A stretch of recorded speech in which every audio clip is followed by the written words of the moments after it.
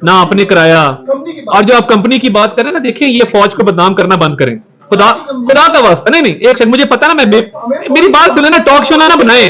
आपने एक सवाल किया ना, आपने नहीं, फौज से मोहब्बत नहीं आपको ना, ये कंपनी, मेरी मेरी मेरी अर्ज सुन ले, मेरी अर्ज सुन ले, टॉक शो ना करें। मुझे, मैं हाथ जोड़ के आपसे गुजारिश कर रहा हूं, हाथ जोड़ के माफी मांग के आपसे आजाना मुद्दबाना गुजारिश कर रहा हूं, मेरा जवाब सुन ले। ये जो सोशल मीडिया पे कंपनी कंपनी करके फौज को बदनाम किया जाता है ना, मैं इस पे भी बात करना चाहता हूं।